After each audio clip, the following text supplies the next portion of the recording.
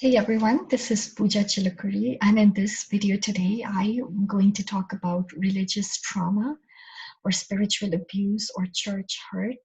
You may have heard these words in different contexts, but today I just want to start with kind of defining what I mean by religious trauma. And actually, when I was experiencing some of this myself, and I went on the internet, that is over 9 years ago, I didn't find a lot of information, but I guess the awareness around these subjects is quite been raised. And so what I found is it's a term coined by Dr. Marlene Winell back in 2011. And this is how she defines it. She says that religious trauma syndrome, the symptoms include, but are not limited to, learned helplessness, identity confusion, disassociation, sleep and eating disorders, anxiety, depression, interpersonal dysfunction, critical thinking and independent thought are often underdeveloped. And she's associated these symptoms with people that are belong to or have left groups that can be very fundamentalist in their approach, very dogmatic, and also with the leadership can be very controlling. Certainly, I have experienced this in my life, and I have written about it in my memoir, And Then There Was Jesus. And in this video, I want to talk about a little bit, not just about my personal experience, but also what I have read and researched about this topic. And one of the things that I want to bring out in terms of the first step, if you are experiencing these symptoms, whether you're in the group, whether you have left the group, please reach out for help. That is something that I didn't know how to do, and I believe that that's why my healing took a longer time. But if you can reach out for help immediately, that would be, I think it would help. So like reaching out to a counselor, a coach, a psychotherapist, a trusted friend, a family member. Sometimes they're the best therapists, just having a place to pour out your heart. Because one of the things that I learned, and one of the symptoms is learned helplessness, and I definitely learned that in my experience was anytime I had a feeling that I knew something was off, an intuition, it was immediately shot down and put down. The only thing that mattered was what the leader's interpretation was of the situation, how the leaders interpreted scripture, like my interpretation, that wasn't considered correct. Or so, when it's very dogmatic like that, it can be very hard. It erodes your psyche, and you stop trusting and believing yourself, which is a huge tragedy because I believe that every human being, that God has given us the capacity to recognize truth. We come alive and we vibrate when we resonate with that same frequency that is true. And the truth is that we are loved with an everlasting love. And yet, for a long, long time in church, I lived in fear. And before that, so I come from two religions. I was a Hindu for half my life, and then the first half of my life, and then a Christian for the second half.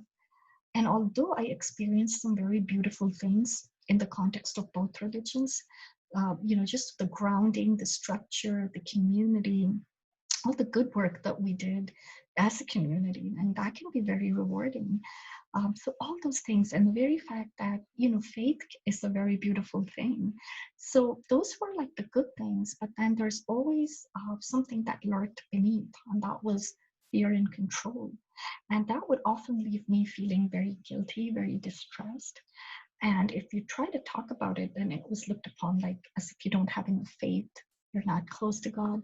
So, just this constant self-doubt can really, really start eroding your mind, and you start losing that power. You stop the ability to recognize truth slowly wears out. Your boundaries are eroded, and very soon you don't know where to put those walls, where to put those boundaries. So all these things can lead to a sort of abuse. And Andrea Matthews, she's a psychotherapist, and she has a beautiful definition for spiritual abuse. And she says that anytime that we are split off from our inner world, from our consciousness, from our spirit, and that's where our strength lies, right?